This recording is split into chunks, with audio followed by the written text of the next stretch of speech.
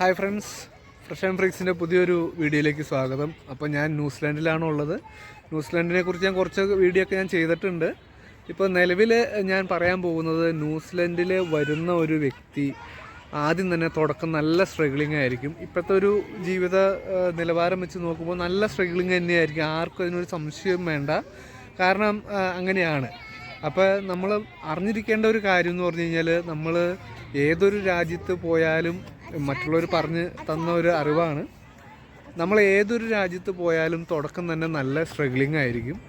അത് നമ്മൾ എങ്ങനെ തരണം ചെയ്യുന്നോ അതനുസരിച്ചിരിക്കും നമ്മുടെ ജീവിതം.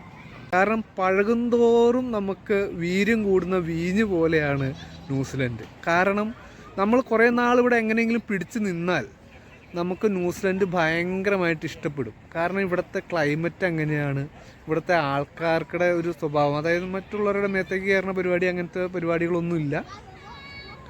അപ്പോൾ അതുകൊണ്ട് ഇവിടുത്തെ പ്രകൃതി ഭംഗികൾ നല്ല രസമായിരിക്കും, നല്ല പച്ചപ്പ് കാര്യങ്ങൾ. പിന്നെ എന്നാന്ന് പറഞ്ഞാൽ ഇവിടുത്തെ ആ തണുപ്പെന്ന് പറഞ്ഞാൽ നമുക്ക് മരം കോച്ചി പിടിക്കുന്ന തണുപ്പൊന്നും ഇവിടെ ഇല്ല. നമുക്ക് അഡ്ജസ്റ്റ് ചെയ്യുന്ന ഒരു തണുപ്പുള്ളൂ, നമ്മുടെ തനി കേരളം പോലെ തന്നെ ഇരിക്കുന്ന സ്ഥലങ്ങൾ.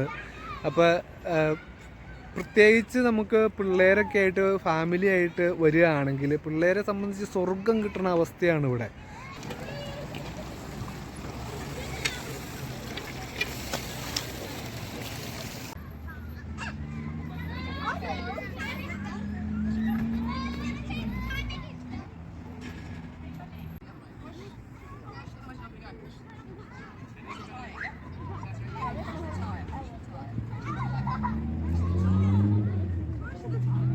ഇവിടുത്തെ ഈ ന്യൂസിലൻഡിൻ്റെ ഒരു ജീവിത രീതി വെച്ചിട്ട് ഇവിടെയുള്ള ആൾക്കാർക്കുടെ ഒരു ചിന്താഗതി, നമ്മൾ എങ്ങനെ പൈസ സമ്പാദിച്ച് കൂട്ടാം എന്നുള്ളൊരു സെറ്റപ്പല്ല.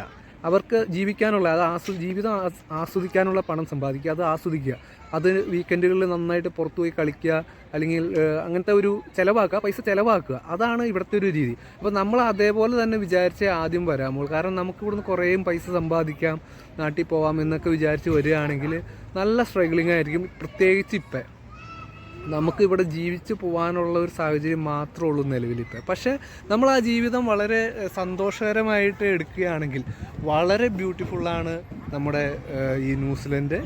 അപ്പോൾ അടുത്തൊരു വീഡിയോയിൽ കാണാം. താങ്ക്